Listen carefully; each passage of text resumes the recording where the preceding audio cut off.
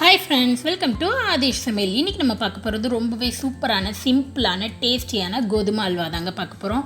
இது ரொம்ப டேஸ்ட்டாக இருக்கும், ரொம்பவே ஹெல்த்தியாகவும் இருக்கும். கோதுமையில் செய்கிறதுனால அவ்வளோ சூப்பராக டக்குன்னு செஞ்சிடலாம். ஒரு 5 நிமிஷமே போதுங்க, இன்ஸ்டண்ட்டாக இந்த அல்வாவை செஞ்சிடலாம். இப்போ இந்த கோதுமை அல்வா எப்படி செய்கிறது, அதுக்கு என்னென்ன தேவை அப்படின்னு பார்க்கலாமாங்க.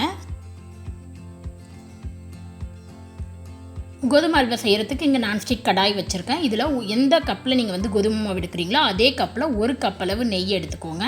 நீங்கள் ஃபுல்லாக நெய்யாக எடுக்கணும்னு அவசியம் கூட கிடையாது. பாதி நெய் பாதி எண்ணெய் கூட சேர்த்துக்கலாம், இல்லைனா 3/4 கப் ரேஷியோ அளவுக்கு நெய் கூட எடுத்துக்கலாம். நெய் நல்லா உருகுனதும் இதில் பாதாம் முந்திரியும் சேர்த்து நம்ம வறுத்து எடுத்துக்கலாம். நீங்கள் தனியாக கடைசியாக கூட நெய் ஊற்றி வறுத்து ஃப்ரை பண்ணி போட்டுக்கலாம், இல்லைனா ஃபஸ்ட்டே வறுத்துட்டு இது நெய்லேருந்து ஸ்ட்ரெயின் பண்ணிவிட்டு அந்த நெய்லேயே நம்ம கோதுமையை வறுத்துக்கலாம். எப்படி வேணாலும் பண்ணிக்கலாம். இப்போ லைட்டாக இங்கே கோல்டன் ப்ரௌன் ஆகிடுச்சு. இதை ஸ்ட்ரெயின் பண்ணிவிட்டு நெய்யிலேருந்து ஒரு பவுலில் மாற்றி எடுத்து வச்சுக்கலாம்.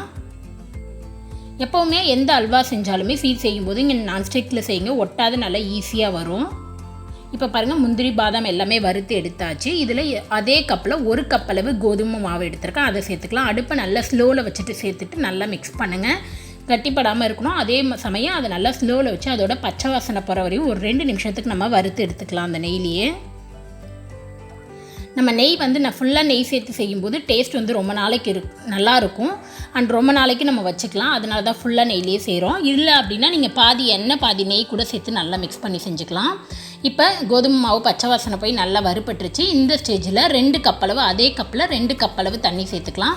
ஃபஸ்ட்டு 1 கப்பை சேர்த்து விட்டு நல்லா மிக்ஸ் பண்ணி விடுங்க. மாவு உடனே கட்டிப்பட ஆரம்பிக்கும், மாவு வெந்து நமக்கு கட்டியாக ஆரம்பிக்கும். அடுத்து 1 கப் சேர்த்து விட்டு நல்லா ஸ்லோவில் வச்சு எல்லாத்தையும் நல்லா மிக்ஸ் பண்ணுங்கள். அது கட்டி எதுவுமே இல்லாத நல்லா மிக்ஸ் பண்ணிக்கலாம். மாவு உடனே வேக ஆரம்பிச்சிடும், அதனால தான் நமக்கு தண்ணி ஊற்றுனதுமே நல்லா திக்காக ஆரம்பிச்சிருச்சு, நல்லா கட்டியாகி வர ஆரம்பிச்சிருச்சு. இப்போ இதை நல்லா மிக்ஸ் பண்ணியாச்சு. இதில் ஒரு 2 ஏலக்காய் பவுட்ரு பண்ணி சேர்த்துக்கோங்க. எந்த கப்பில் மாவு எடுத்திங்களோ அதே கப்பில் சர்க்கரை 1 கப், கொஞ்சம் குங்குமப்பூ சேர்த்து இதை எல்லாத்தையுமே சேர்த்து விட்டு நல்லா மிக்ஸ் பண்ணி விட்டுருங்க. குங்குமப்பூ ஆப்ஷனல் தான், நீங்கள் இதோட கேசரி பவுடர் கூட சேர்த்துக்கலாம். கலருக்காக சேர்க்குறதுனா சேர்க்கலாம், இல்லை நேச்சுரல் கலரையே வச்சுக்கலாம். சர்க்கரை நல்ல ஹெவியாக வேணும் அப்படின்னா 1.5 கப் அளவு சேர்த்துக்கோங்க. மீடியமான ரேஞ்சில் போதும், மைல்டாக இருந்தால் போதும் அப்படின்னா 1 கப் அளவு சர்க்கரை சரியாக இருக்கும்.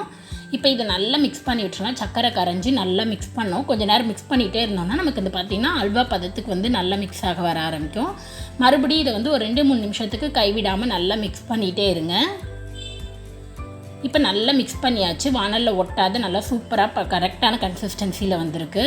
இந்த ஸ்டேஜில் நம்ம வறுத்து எடுத்து வச்சுருந்தா முந்திரியை சேர்த்துக்கலாம். முந்திரி பாதாம் இது பிஸ்தா, நீங்கள் வேறு நட்ஸ் எது வேணாலும் சேர்த்துக்கலாம். இதையும் சேர்த்து விட்டு 1 நிமிஷத்துக்கு நல்லா மிக்ஸ் பண்ணி விட்டுருங்க. இந்த ஸ்டேஜில் நீங்கள் நெய் சேர்க்குறதா இருந்தால் சேர்த்துக்கலாம்.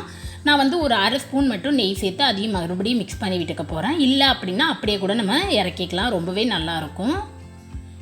இப்போ நமக்கு அல்வா பதம் கரெக்டான கன்சிஸ்டன்சியில் வந்துருச்சு. இப்போ நெய் சேர்த்து விட்டு நல்லா மிக்ஸ் பண்ணி விட்டுட்டு அடுப்பை ஆஃப் பண்ணிடுறேன். அவ்வளோதான், ரொம்பவே சிம்பிளாக டேஸ்டியாக இருக்குங்க இந்த அல்வா. ரொம்ப டக்குன்னு செஞ்சிடலாம். மற்ற அல்வா செய்கிற மாதிரி பாகுபதம் இந்த மாதிரி எதுவுமே தேவை கிடையாது. டக்குன்னு இன்ஸ்டண்ட்டாக செஞ்சிடலாம். ரொம்பவே டேஸ்ட்டாக ஹெல்த்தியாகவும் இருக்கும். பாருங்கள், அவ்வளோ சூப்பராக வானலில் ஒட்டாத நல்லா அவ்வளோ கலர்ஃபுல்லாக வந்திருக்கு. இது நல்லா நீங்கள் பார்த்தீங்கன்னா அந்த கரண்டிலையுமே நமக்கு நல்லா தடவும் போது ஒட்டாத மாதிரி இருக்கணும். கையில் எடுத்து உருண்டை பிடிச்சோம் அப்படின்னா நல்லா உருண்டையாக உருட்டிட்டு வரணும், கையில் ஒட்டாத. இதுதான் பதம். இந்த வானல்லையும் ஒட்டாமல் இருக்கணும். கண்டிப்பாக இந்த கோதுமை அல்வாவை நீங்களும் ட்ரை பண்ணி பார்த்துட்டு எப்படி இருந்ததுன்னு மறக்காத சொல்லுங்கள். உங்களுக்கு இந்த வீடியோ பிடிச்சிருந்துச்சுன்னா மறக்காத நம்ம சேனலை சப்ஸ்கிரைப் பண்ணிக்கோங்க. நெக்ஸ்ட்டு ஒரு நல்ல ரெசிபியில் உங்களை பார்க்குறது வரைக்கும் பாய்.